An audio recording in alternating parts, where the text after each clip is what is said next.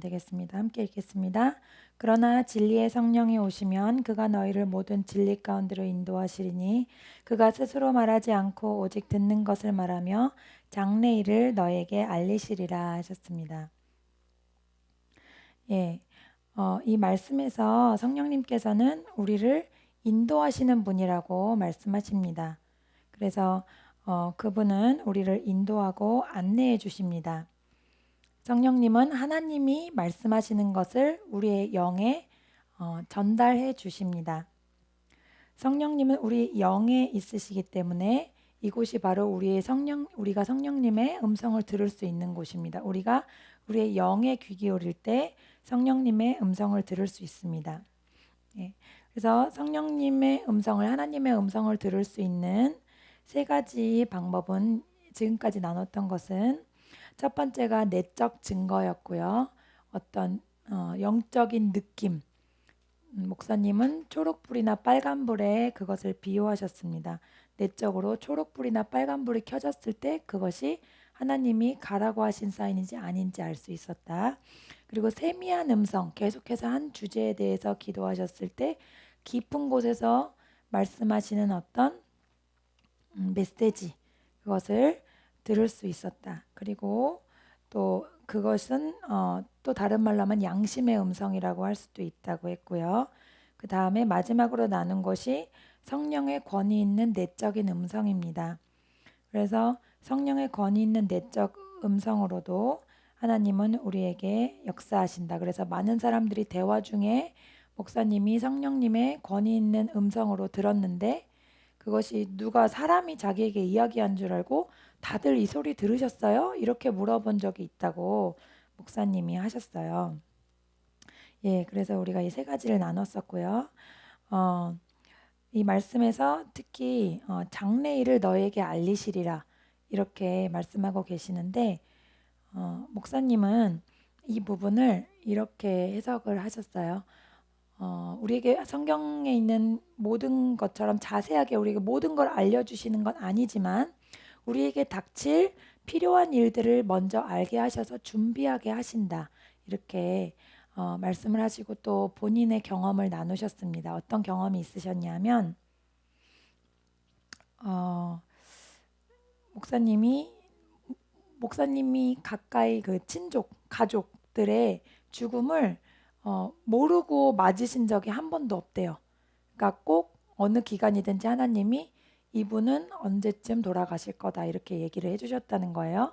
특별히 기억나는 경우는 어떤 때였냐면 장인어른이 돌아가시는 것을 2년 전에 하나님이 얘기해 주셨대요. 이제 2년의 시간이 남아 있다. 근데 특별히 그랬던 이유 중에 하나는 사모님은 외동딸이셨고 아빠와 굉장히 그 친밀한 관계를 맺으신 그런 가정이었는데 아내가 굉장히 힘들 거라는 거를 알고 계셨대요. 그래서 그거를 알려주신 하나님의 그 사랑의 배려가 너무 감사했다고 하시면서 2년 전에 그거를 목사님께 알려주셨는데 그것을 장인어른이 2년 뒤에 돌아가신대 이렇게 말하면 안 되죠. 그거를 알고 계시고 목사님 혼자 그리고 간간히 이제 사모님께 얘기를 드렸다는 거예요. 돌려서 지금 장인어른 건강 상태가 많이 쇠약해지시는 거 알고 있지? 이렇게 돌려서 좀 많이 연로하시니까 어, 그렇게 이렇게 약간 그런 식으로 준비할 수 있도록 대화를 유도하셨더라는 겁니다. 그런데 어느 날 집회를 끝나고 호텔방에 앉아서 전화가 울리는데 하나님께서 이렇게 말씀하셨대요. 저 전화다. 저 전화가 내가 2년 전에 너에게 해주었던 준비하라고 해줬던 전화다. 그래서 받았더니 이제 장인어른이 위급하시다는 전화를 받고 28일 뒤에 천국으로 가셨다고 그러시더라고요. 그래서 목사님은 모든 가족의 그 죽음을 미리 예비하고 또 마음의 준비를 할 수 있었다. 그런 말씀을 하시더라고요. 그래서 오늘 읽은 이 말씀에 보면 어, 모든 것을 우리를 인도하시고 진리 가운데로 이끌어 주시고 또 하나님께서 말씀하신 것을 우리에게 전달해 주시고 장래일을 알려 주신다는 겁니다. 요한복음 14장 26절도 함께 읽겠습니다. 보혜사 곧 아버지께서 내 이름으로 보내실 성령 그가 너희에게 모든 것을 가르치시고 내가 너희에게 말한 모든 것을 생각나게 하시리라. 성령님은 또 모든 것을 생각나게 하시는 분이라고 말씀에 나와 있습니다. 그래서 우리가 보통 기도하다가 보면 어떤 사람이 생각날 때가 있어요. 그분이 생각나서 갑자기 기도를 하게 되거나 혹은 연락을 하게 되거나 그렇게 되면 그분이 어떤 도움을 필요하거나 혹은 영적으로 지금 전도해서 바로 이끌고 올 수 있는 그런 상태이거나 그러는 경우들이 있거든요. 그래서 성령님은 기도할 때 생각나게 하시는 그런 생각도 나게 하시고 또 우리가 전도할 때 무슨 말을 할지 걱정하지 말라고 하셨잖아요. 그 사람 앞에 서면 무슨 말을 할지 다 알게 하신다 그러는 거죠. 그것도 기억나게 하시는 거죠. 우리가 무슨 말 할지 아무 준비도 안 돼 있어도 그 사람 앞에 가면 무슨 말을 나도 모르게 하게 되는 그 말은 하나님께서 우리에게 기억나게 하시고 생각나게 하시는 말입니다. 또 성령님께서 이 기억하게 하시는 것 중에 가장 중요한 것이 회개할 때죠. 회개할 때 나는 전혀 잘못한 것 같지 않았는데 기도하면서 하나님의 임재 가운데 있어 보니까 성령님이 내 마음에 찔림을 주시는 거예요. 그러니까 기도하고 하나님과 친밀한 관계를 맺을 때만 성령님이 기억나게 해주시는 것 같아요. 내가 그냥 계속 죄를 짓고 죄 가운데만 계속 있고 그러면 안 되고 전에 지난 시간에 나눴듯이 우리가 영은 거듭났지만 혼과 육은 거듭나지 않았기 때문에 실수할 수 있다. 옛날 습관을 자꾸 따라가려고 할 수 있다. 그러나 실수하는 순간 즉각적으로 예수님의 보혈을 의지해서 회개하면 우리가 우리 영이 하나님과의 친밀감을 계속해서 유지할 수 있다. 근데 그렇게 우리가 회개하지 않은 것들을 생각나게 하시는 분이 성령님이다. 그래서 자세하게 또 구체적으로 우리의 모든 것을 기억나게 하십니다. 우리 아빠가 개척하셨을 때 그때 기도를 많이 하셨는데 그때 어떤 한 가정이 오셔서 또 그 식구들이 다 연결 자매들 뭐 이렇게 쭉 같이 오시게 된 계기가 있었어요. 그때가 아빠가 이제 특별히 기도원 가서 기도를 하시는데 어떤 가정이 떠오르셨대요. 그래서 그 가정에게 전화를 드렸더니 옛날에 청년부 시절에 가르치던 분이었는데 근데 혹시 하나님이 주신 생각인가 해서 전화 드렸더니 우리 그 아빠 개척하신 지역으로 다른 데 계시다가 이주해 오신 거예요. 그래서 신앙생활 잘하던 분인데 이제 교회를 마침 찾고 있었다. 예. 그래서 이제 연결이 돼서 굉장히 신앙생활 잘하셨고 그 언니와 동생 가정까지 다 오셔서 온 가정이 하나님을 잘 섬기는 것을 봤거든요. 근데 그렇게 여러분이 기도하시다가 하나님이 생각날 것을 생각나게 해주신다. 그것이 우리에게 성령님께서 해주시는 일입니다. 목사님은 기억력이 그렇게 좋으셨대요. 특히 성경을 잘 외우셨는데 본인이 외우려고 외우신 게 아니라는 거예요. 그래서 어떤 말씀을 전하거나 누구를 전도하려고 할 때 하나님이 주신 그 말씀을 얘기하려고 하면 그냥 요절이 생각나더라는 겁니다. 그래서 어떤 때에 확인해 봤더니 신약 성경의 4분의 3이나 외우고 있더래요. 본인도 모르게. 그래서 사람들은 목사님은 어떻게 그렇게 기억력이 좋으시냐고. 근데 기억력이 좋고 암기를 하려고 공부하는 것처럼 해본 적이 한 번도 없다는 거예요. 말씀을 전하려고 하고 또 이렇게 사람들을 전도하려고 할 때 그 앞에 서면 그냥 생각이 났더라는 겁니다. 근데 이것을 어떻게 하느냐? 목사님은 이렇게 대답해 주셨어요. 저는 평생 성경을 외운 적이 없습니다. 그러나 나는 말을 하게 되면 성경 말씀이 내 안에 떠오릅니다. 성령님께서 내 안에 계심으로 기억나게 해주십니다. 당신이 성령님과 협력하는 것을 배우게 되면 성령께서 미래에 일어날 일도 알려주시고 많은 것을 기억나게 해주실 것입니다. 이렇게 대답을 하셨다는 거예요. 예, 그래서 이렇게 하나님은 우리에게 기억나게 하시고 또 기억력을 좋게도 해주시는 분이다. 를 나눴습니다. 다음 거는 성령님의 음성에 대해서 또 더 나누어 보겠습니다. 사도행전 10장 19절 말씀. 베드로가 그 환상에 대하여 생각할 때에 성령께서 그에게 말씀하시되 두 사람이 너를 찾으니. 예, 그래서 앞에서 어, 잠깐 나누었지만 첫 번째 방법은 내적 증거, 두 번째 방법은 세미한 음성과 양심의 소리, 세 번째 방법이 성령님의 권위 있는 음성으로 하나님의 음성을 들을 수 있다고 나누었습니다. 근데 여기서 세미한 음성과 권세 있는 음성은 조금 다른 점이 있다고 하세요. 권세 있는 음성은 때로는 아까 예를 들어 드렸듯이 너무나 사실적이어서 어떤 사람이 나한테 지금 말했나 할 정도로 내 뒤에서 지금 누가 나한테 말했나 할 정도로 확실하게 들린다는 겁니다. 성경에서 이 예를 찾아볼 수 있는데 그것은 구약 성경에서 사무엘상 3장에 사무엘을 하나님이 부르시는 장면이 있습니다. 그래서 자고 있는 사무엘에게 사무엘아 사무엘아 이렇게 불렀는데 사무엘은 그게 너무 사실적이어서 하나님이 부르셨다고 생각을 못하고 엘리 제사장이 자기를 불렀다고 생각. 엘리 제사장님 절 부르셨습니까? 이렇게 찾아간 게 세 번이에요. 세 번이나 엘리 제사장이 난 널 부르지 않았다. 그렇게 하고서 엘리 제사장은 세 번째야 깨달았거든요. 아, 하나님이 너를 부르셨구나. 다음에 하나님이 부르시면 네 하나님 제가 여기 있나이다 이렇게 대답하거라 해서 갔는데 네 번째 하나님이 부르셨고 대답했더니 하나님이 엘리 제사장을 심판하실 것을 이제 얘기를 해주시거든요. 이 장면처럼 이것이 바로 성령님의 권위 있는 음성이라는 겁니다. 너무나 사실적으로 생생하게 들리는 하나님의 음성인데요. 이것은 이렇게 목소리처럼 들리는 것은 사실 흔하지 않다고 말씀하세요. 성경에서도 많이 나오진 않잖아요. 그래서 이 실제적인 목소리를 듣는 건 흔하지 않아서 목사님도 몇 번 경험이 없으신데 그 실제적인 목소리를 들었을 때는 항상 그 앞에 좀 힘든 일이 예고되어 있을 때였대요.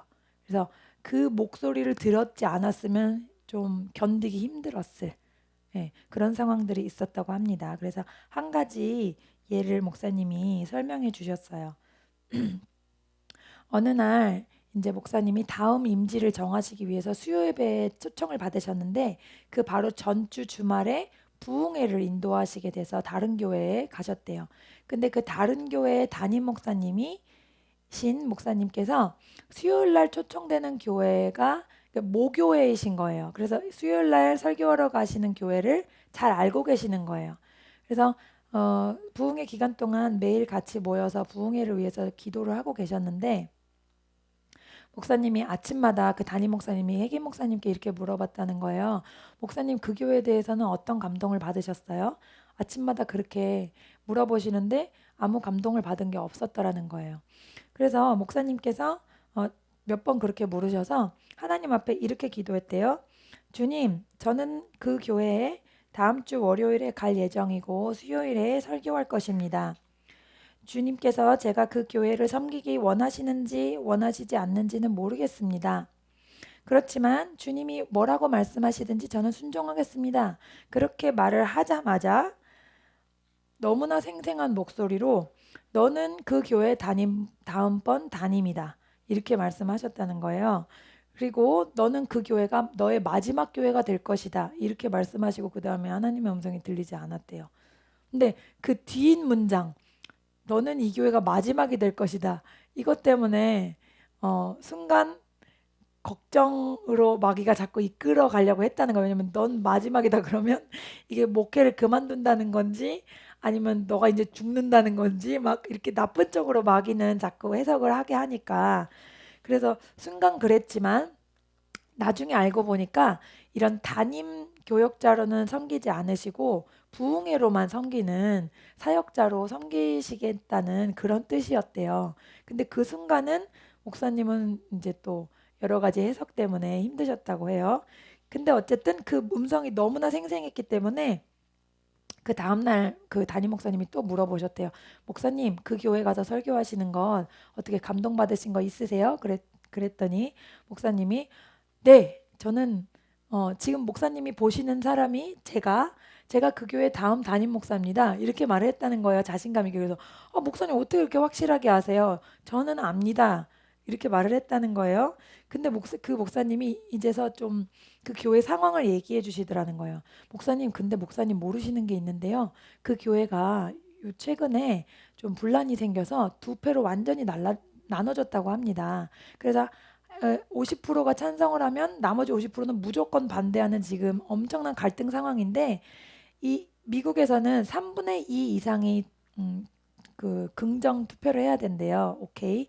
그래서 그거를 할 리가 없다고 그 교회에서 누가 오든지 지금 목사님이라고 될 것 같지가 않다고 그렇게 하셨다는 거예요. 그래서 목사님은 그 얘기를 들어도 워낙 하나님께서 분명하게 말씀하셨기 때문에 이렇게 말씀하셨대요. 그런 일에 관해서는 저는 아무것도 모릅니다. 다만 제가 확실하게 아는 것은 그 교회 다음 담임 목사가 저라는 것입니다. 이렇게 말씀하셨다는 거예요. 그렇게 하고 나서 이제 설교 초청을 받으셔서 수요일 날 가셨는데 그 다음 수요일 날 목사님이 너무 힘드셨다는 거예요. 설교 때. 왜냐하면 설교하시는데 설교 말씀이 고무공처럼 튕겨져 나오더라는 거죠. 그 말씀을 받는 성도가 하나도 없이 다 말씀을 이렇게 튕겨져 나오는 것을 영적으로 느끼시고서 굉장히 힘드셨대요. 한 말씀 한 말씀이 다 그렇게 거부당하는 것을 느끼셨고 힘든 설교였는데 그것만 하고 빨리 도망오고 싶었는데 또 이상하게 며칠만 더 설교해 달라는 요청을 하셨더라는 겁니다. 근데 그게 문제가 뭐였냐면 편안하게 어떤 숙소를 마련해 드리는 것이 아니고 하루는 이 집사님 집, 다른 날은 이 집사님 집, 꼭 그 다음 날은 이 집사님 이렇게 옮겨가야 되는데 이유는 한 집사님 집에 오래 머물면 그 집사님만 어떻게 편애하는 걸로 또 그게 될 수 있기 때문에 절대 우리는 목사님이 우리를 꼭 공평하게 사랑해 주셔야 된다. 그 찢어지고 나눠지는 그런 상처가 많아서 꼭 그러신 거예요. 그래서 짐을 다 싸서 이 집에서 하루 머물고 또 짐을 다 쌌다가 이 집에서 온 가족이 같이 가셨대요. 그래서 목사님이 그것을 하시면서 며칠 동안 아, 정말 이 교회는 오기 싫다. 그렇게 생각을 하셨다는 거예요. 아이들까지 그렇게 고생을 하는 걸 보면서 어, 정말 하나님이 그런 명백한 음성이 아니었다면 벌써 본인이 도망오고 싶으셨는데 하나님이 너무나 확실하게 생생하게 그 음성을 주셨기 때문에 기다렸다는 거죠. 그래서 그 며칠 여러 번 설교를 한 뒤에 그 성도님들이 그 투표를 하셨는데 이번에 이 교회에서 있을 수 없는 만장일치가 나왔다는 거예요.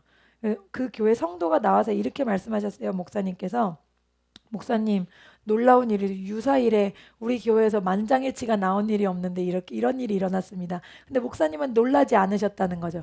예, 저는 이런 일이 일어날 줄 알고 있었습니다. 이렇게 대답하실 수 있었다는 거예요.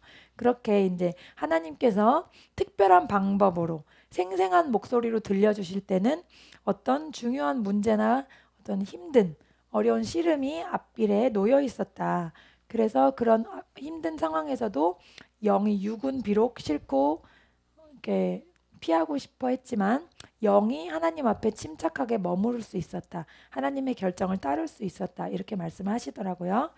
그래서 연결해서 다음 장에는 말씀으로 판단하라라는 주제로 마지막으로 이것을 나누고 마치겠는데요. 이렇게 목사님이 생생한 하나님의 말씀을 들으셨잖아요. 근데 어, 중요한 포인트가 뭐냐 하면 데살로니가전서 5장 21절을 함께 나누겠습니다. 범사에 헤아려 좋은 것을 취하고 이렇게 말씀하셨어요. 어, 많은 사람들이 계시나 음성을 듣는데 그것의 문제점이 무엇이냐 하면 항상 하나님의 성경이 최우선이 되어야 하고 하나님의 말씀 성경이 가장 정확한 기준이라는 것을 알고 있어야 된다는 거죠. 어떤 감동이나 어떤 계시도 성경에서 벗어나는 것이라면 아니라는 거죠. 그래서 전에 제가 다른 책 나눌 때도 잠깐 설명드렸었는데 어떤 남자분이 기도받으러 나오셔서 기도를 해주시려고 그랬는데 뭔가 하나님이 이 사람이 당장 회개할 일이 있다. 그래서 무슨 일이 있습니까? 물어봤더니 간음을 하고 있다는 거죠. 남자분이. 근데 이 남자분에게 그래서 말할까 말까 그렇게 고민하시다가 목사님이 따로 불러서 혹시 그런 죄를 짓고 있느냐 그랬더니 있다는 거예요. 근데 그분은 너무나 당연하게 제 아내랑은 저와 생각이 맞지 않기 때문에 이분과 제가 생각이 맞기 때문에 이게 하나님의 뜻이라는 거죠. 근데 그게 하나님의 뜻이 아니라는 거죠. 왜? 성경에는 그것을 인정하지 않잖아요. 부부가 함께 서로 도우면서 어떤 일이 있더라도 이혼하지 않는 것이 그 성경의 원칙이잖아요. 그거를 위배하는 자신만의 해석, 이 사람과 내가 성격이 더 맞고 또는 뭐 신앙관이 더 맞다고 해서 이 아내를 버리고 다른 아내를 택하는 거, 그거는 완전히 자기만의 해석이잖아요. 성경에 위배되는데 그것을 너무나 신봉하고 있더라는 거죠. 그래서 성경으로 다시 한번 가르쳐 드리고 지금 당장 회개하지 않으시면 어떻게 될지 모른다 했더니 그 죄를 버리셨다는 거예요. 그 자리에서. 그것처럼 너무나 많은 분들이 계시나 음성을 들었다고 하면서 성경과는 위배되는 그런 선택들을 한다는 거죠. 목사님께도 이런 경험이 있었는데 한번 어떤 분 교회에 부흥회로 갔는데 부흥사로 오신 회기 목사님을 점심 식사 초대한다고 집으로 부르셨대요. 그리고 그 교회 담임 목사님과 함께 이렇게 부르셨는데 그 집사님이 목사님, 제가 계시받은 게 있어서 좀 알려드리려고 합니다. 근데 그 문장을 듣는 순간 내용 듣지도 않았는데 목사님의 영에 이미 잘못됐다라는 것을 느꼈다는 거예요. 근데 아니나 다를까 듣자마자 아닌 내용이었다는 거예요. 성경에서 말하는 것과 너무나 반대적인. 그것을 10분 동안이나 참고 들으셨대요. 근데 더 이상 들을 수가 없어서 10분 만에 자매님 잠깐만요 하고 하나씩 조목조목 집어서 성경 구절을 당장 그 자리에서 5가지 이상을 찾아드렸다는 거죠. 이건 이래서 아니고 이건 이래서 아니고 성경과 위배되기 때문에 자매님이 받으신 계시는 잘못됐습니다. 이렇게 말씀을 드렸는데도 그분은 아닙니다. 저는 하나님과 깊은 교제를 통해서 이것을 받았습니다. 이러고 인정을 하지 않더라는 거예요. 목사님께서 지금 저에게 시간만 주시면 제가 20개보다 더 많은 요절을 찾아드릴 수 있습니다. 이것은 성경과 위배됩니다. 또 말씀드렸다는 거예요. 그런데도 그 여자분은 저는 인정할 수 없습니다. 목사님은 제 말을 이해하지 못하시는군요. 이러고 끝까지 하고 이제 나왔다는 거예요. 근데 담임 목사님께서 이렇게 말씀하셨대요.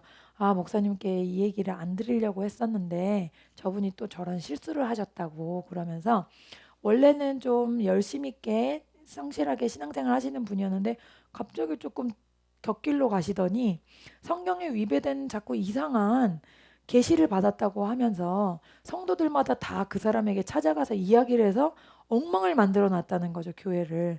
근데도 아직도 깨닫지 못하고 이제 부흥사 목사님한테까지 예, 굉장히 용기가 대단하세요. 그분한테까지 이렇게 했다고 죄송하다고 하는 그런 일이 있었다고 하세요. 그래서 계속해서 강조하시는 게 성경에서 아니면 아닌 거다.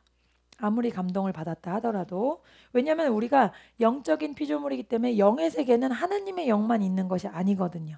다른 영의 세계들도 있고 잡신들도 있기 때문에 언제나 어둠의 영은 우리를 혼란스럽게 하고 혼미하게 하고 다른 길로 빠져들게 합니다.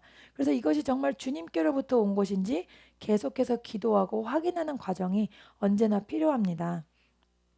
또 한 번은 1954년 오레곤에서 큰 집회를 하시는데 어떤 남편이 여자분을 데리고 오셨대요. 아내를 데리고 오셔서 제 아내가 좀 반 미쳤습니다. 귀신을 쫓아주세요. 이랬다는 거예요.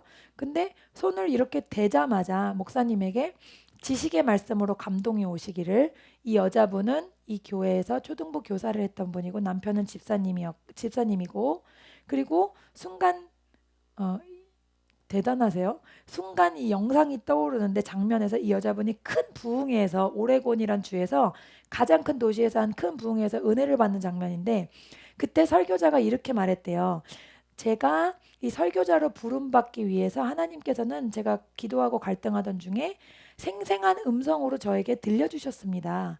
이 말을 하는 장면에서 은혜를 받다가 갑자기 이분이 이것을 잘못 해석해서 하나님의 모든 말씀은 생생한 음성으로 들어야 한다라고 자기식으로 해석을 했다는 거예요. 그 순간 미혹이 역사를 했다는 거죠.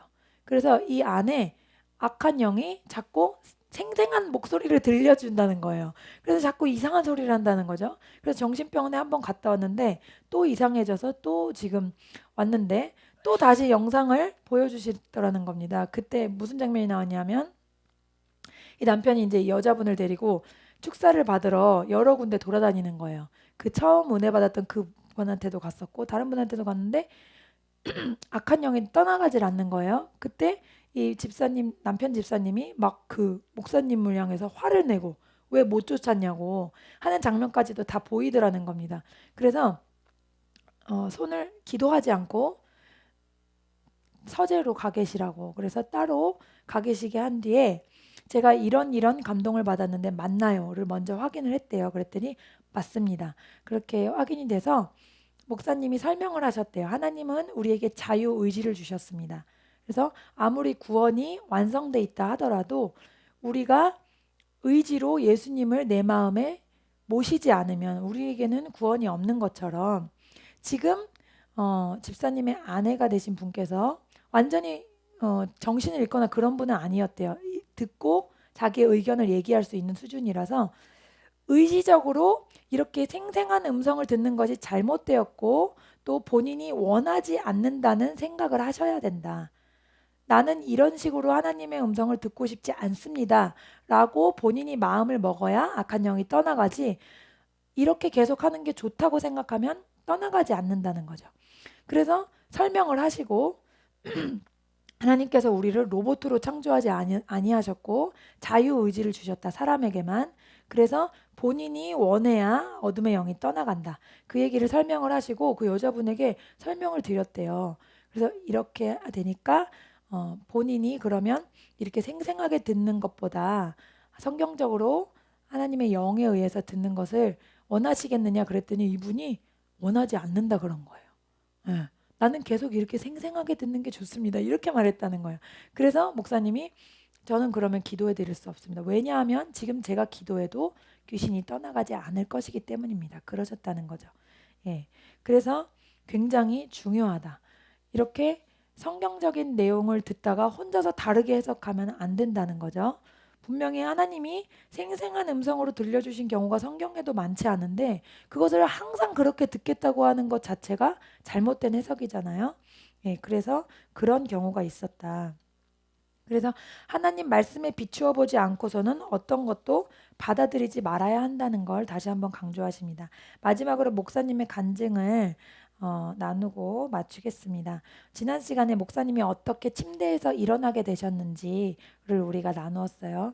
먼저 예수님을 마음으로 영접하시고 그 요절을 읽을 때 믿음이 생기셔서 그 믿음으로 선포하시고 침대에 구퉁이를 잡고 무조건 안 되는 걸 힘을 써서 엉거주춤하게 서셨다가 하나님의 영이 임하셔서 머리끝부터 발끝까지 꿀 같은 뜨거움이 이렇게 천천히 내려가서 완전히 정상적으로 서실 수 있게 되고 그 순간부터 한 번도 아픈 적이 없으셨다. 근데 이분이 선천성 심장 기형이었대요. 태어날 때부터. 그리고 그게 하나가 아니었대요. 그래서 죽을 날만 기다리고 있었다고 지난번에도 말씀드렸잖아요. 의사 선생님이나 지역의 목사님도 오셔서 얘야 조금만 참으면 된다 이렇게 말씀하실 정도로 너무나 안타까운 상황이었는데 어느 날 그렇게 고침받은 날 일어나서 아침에 온 가족과 식사를 했대요. 근데 다른 가족들이 그렇게 믿음이 좋은 건 아니었지만 교회를 다니고 예수님을 영접한 그런 분들이었답니다. 그래서 걸어 나갔더니 나사로가 살아나왔냐 그러면서 가족들이 다 좋아했는데 그렇게 아침 식사를 같이 하고 기쁨을 나눈 뒤에 이제 몸이 좀 오랫동안 누워 계셨으니까 약하시잖아요. 그래서 피곤해서 침대에 좀 누우려고 해서 잠깐 이렇게 누워 있는데 음성이 들리는데 이런 음성이 들렸다는 거예요. 너의 인생이 무엇이냐? 그것은 잠시 나타났다가 곧 사라져 버리는 것이 거품이니라. 여기까지는 성경에 있는 말씀이라 괜찮았는데 그 다음에 오늘 네가 반드시 죽으리라 이 말씀이 들렸다는 거죠. 근데 목사님은 이런 음성을 들어본 적이 별로 없잖아요. 그래가지고 하나님이 나를 고쳐주시고서 이제 가족들과 헤어질 시간을 주셔서 하고 이제 나보고 죽으라는 건가 너무나 순수하게 그렇게 생각하시고 그런가 하고 야고보서 4장 14절에 너희 생명이 무엇이냐 너희는 잠깐 보이다 없어지는 안개니라 내가 이렇게 죽는구나 생각하고 얼마나 슬펐겠어요. 살았다고 좋아했는데 불치병에서 고쳐주셨다고 좋아했는데 그래서 이제 창가 의자에 앉아서 죽을 때를 기다렸대요. 내가 오늘 죽는구나 하고. 그래서 한 4시간 이상을 가만히 앉아서 기다렸다고 합니다. 내가 언제 죽나. 앉아서 아무리 기다리는데도 죽질 않더라는 거예요. 그러다가 갑자기 머릿속에서 이런 말씀이 떠오르더래요.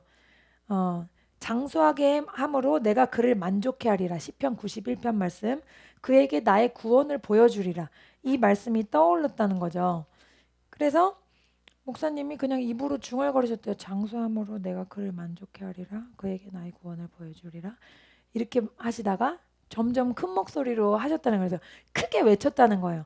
장수하게 함으로 내가 그를 만족해 하리라. 그에게 나의 구원을 보여주리라. 이렇게 크게 외치셨더니 갑자기 뭔가가 눌린 것 어떤 것이 자신을 떠나는 그런 느낌이 있었대요.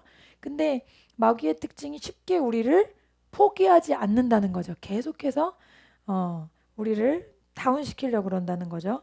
그런데도 이 말씀을 계속했는데도 계속 마귀는 너는 오늘 죽을 거라고 얘기를 했다라는 거예요. 그런데 그때부터 이 말씀을 들은 뒤부터 목사님이 힘이 나셔가지고 선포하신 다음부터 여러 구절을 찾아보셨대요. 다 성경을. 장수에 관한 구절을. 하나님이 우리 생명을 길게 하시겠다는 그 요절을 여러 군데 찾아보시고 그거를 되뇌이시면서 마귀야, 내가 이제 네 정체를 알았다. 그러면서 나는 5년 뒤에도 살아있을 거고 10년 뒤에도 살아있을 거고 15년 뒤에도 살아있을 거고 20년 뒤에도 살아있을 거다. 50년 뒤에도 살아있을 거다. 계속 외치셨다는 거예요. 그랬더니 마음에 기쁨과 평안이 왔다는 거죠. 그래서 이렇게 마귀가 어떤 때는 말씀까지도 이용해서 우리를 미혹할 수 있다는 것을 아셔야 한다는 겁니다. 예, 그래서 우리가 창세기 알고 있잖아요. 하와에게 접근했을 때 하나님께서는 내가 그것을 먹으면 정령 죽으리라, 반드시 죽으리라 하셨는데 그걸 먹으면 죽는다고 하더냐? 벌써 질문부터 달라지거든요, 말이. 그러니까 마귀가 성경을 모르는 게 아니에요. 알지만 그것을 이상하게 꼬아서 해석해서 우리로 하여금 두려움을 주고 절망을 주고 소망을 잃어버리게 한다는 거죠. 그래서 우리가 더 정확하게, 더 예리하게 하나님의 비추심을 받기 위해서는 성경을 더 많이 읽고 배우고 알아야 한다. 그래야 어둠의 영을 분별하고 우리가 선한 싸움을 싸워갈 수 있다 하는 말씀이셨습니다. 예, 그래서 오늘 이 말씀을 가지고 우리 성도님들도 승리하시는 여러분 되시기를 축복합니다.